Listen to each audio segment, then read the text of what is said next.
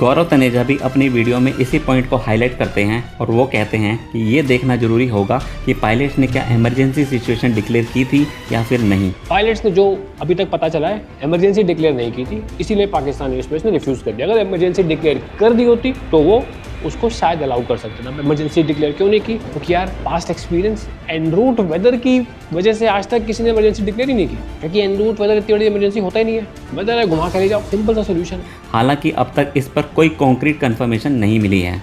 गौरव ने ये भी कहा कि अगर पायलट इमरजेंसी सिचुएशन डिक्लेयर करते हैं तो लाहौर एटीसी को उन्हें लैंडिंग अप्रूवल देना ही पड़ता, पर अब भी काफ़ी चीज़ें क्लियर होनी बाकी हैं। When the pilots declare emergency, भाई आपको उसकी हेल्प करनी ही होती है, because he is talking about 200 to 220 lives जो लेके चल रहा है। साथ ही में गौरव ये भी कहते हैं कि इंडियन पायलट्स माउंटेन रेंजेस में फ्लाई करने के लिए पूरी तरीके से ट्रेन नहीं है। माउंटेन रेंजेस अब भी लेस एक्सप्लोर्ड एरिया है। साथ ही it is turbulent and Indian pilots are not train to fly in mountainous terrain, simple. तो हमें तो वैसे भी इतना आइडिया नहीं है। वेदर फोरकास्टिंग में हम लोग इतने माहिर हो चुके हैं कि हम लोग कई दिनों पहले मौसम का अनुमान लगा सकते हैं। तो क्या ऐसे में कुछ घंटे पहले हम लोग पठानकोट के वेदर के बारे में नहीं जान सके?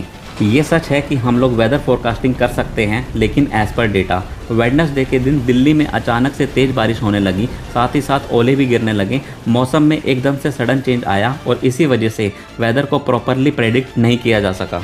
In fact according to India meteorological department, ये एक साइक्लोनिक सर्कुलेशन था जिसने हरियाणा और उसके आसपास के इलाकों में से होकर पंजाब से लेकर बांग्लादेश तक के वेदर को इम्पैक्ट किया। दिल्ली टू श्रीनगर एक शॉर्ट डिस्टेंस फ्लाइट थी, 2 घंटे से भी कम की। अगर इतने शॉर्ट डिस्टेंस फ्लाइट के दौरान वेदर में इतना फ्लक्चुएशन हो सकता है तो लॉन्ग ट्रैवल्स में क्या क्या नहीं हो सकता।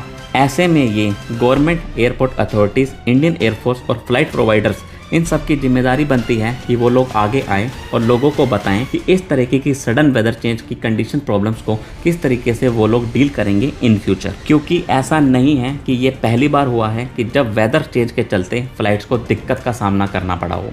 इस घटना के कुछ दिन बाद ही 2 जून 2025 को रांची से दिल्ली जा रही इंडिगो फ्लाइट बस लैंड करने वाली ही थी, तभी 80 किलोमीटर पर आवर की स्पीड से तेज हवाएं चलने लगी। पायलट को लैंडिंग अबॉर्ट करनी पड़ी और फिर कुछ देर आसमान में चक्कर लगाने के बाद पायलट ने प्लेन को दिल्ली में इंदिरा गांधी इंटरनेशनल एयरपोर्ट पर लैंड कराया। याद रखिए, ये सिर्फ 2 इंसिडेंट हैं, ऐसे ना जाने कितने इंसिडेंट ऑलरेडी हो चुके हैं और आगे आने वाले टाइम में और कितने होंगे।